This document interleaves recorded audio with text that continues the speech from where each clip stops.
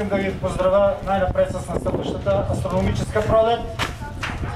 Да благодарим на дечицата от нашето училище, както и от други училища в Овчи купел и в града, които се отзоваха на нашата инициатива да рисуват и творят и да пресъздадат през техните очи как виждат заобикалящата ни среда, как виждат отношенията между хората, между институциите и най-вече отношението на нас като хора, как да съхраним нашата природа.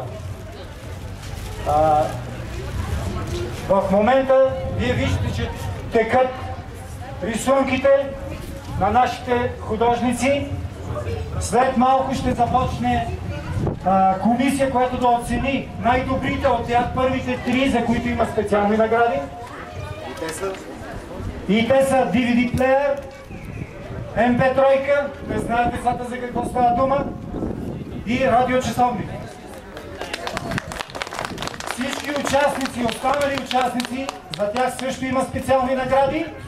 И не на последно място, Сдружението и Клуба за интересите на гражданите организира в сладкарницата с всяко от участниците, от децата да бъдат почерпени с лакомствата, каквито те си изберат.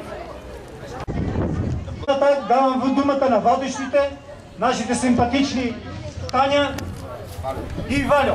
Заповядайте. Уважаеми приятели, сега тръгваме към малките деца, към бъдещето на Суходол. Да ги попитаме и тях какво. Че това сме ще приятели тук, защото председателството много мирише и пъчът в университет от Кисики е много грозно. Да. Малко смети от красива към къщите, то не е само лятото мирише. Чудесно, гледам там нещо пише, което не трябва може би да се казва дори. Но какво означава, знаеш ли на български бол? Вълк. Вълците владеят букулбернетска. Добре. Бях направила поляна, на която има цветя и е чиста и искам да е чиста. Не искам да влияя на журито, но на мен ми хареса още преди това минах и видях за какво става дума. А ти няма, момиче? Аз казвам Лилиана Дрянова. Кажи какво искаш да образиш? Искам да изразя хората, които има в квартал Суходол и че не е много приятно да се живее тук, нито учениците като мен, които учат в това училище, 72-то училище.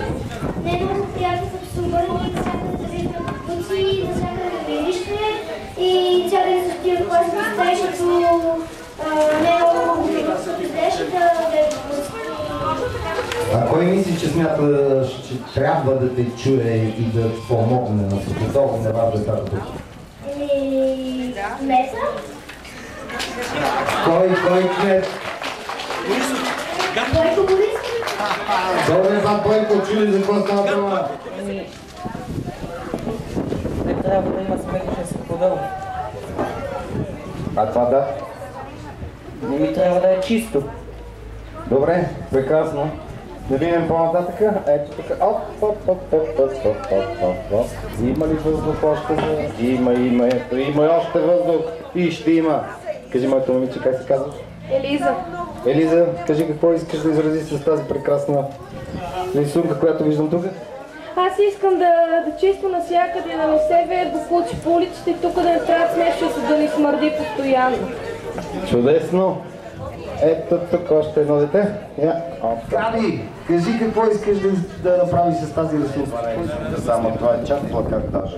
Да виж колко неща са написали и я ги прочети да ги чуят всички. Искам да живея така. Вижте посланията на децата от Суходол. В момента журито оценя рисунките на децата. Ние сме гражданско сдружение и подаръците, които сме им подготвили, са скромни. Както Венцислав по-рано спомена, за всички ще има забавление в близката сладкарница.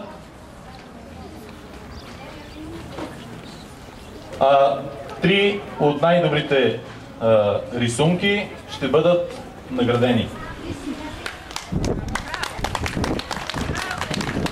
Първо ще дадем похвални грамоти въобще на тези деца, които без всякаква принуда от своите учители са се записали и са изявили желание да рисуват днес, да отделят от своето време. Ще раздадем награди и ще извикаме първо всички тези, които не са спечелили първите 3 места. Тези, които са на първите 3 места, ще ги оставим за най-накрая. Сега ще ги помоля за малко търпение. Жени в кметството.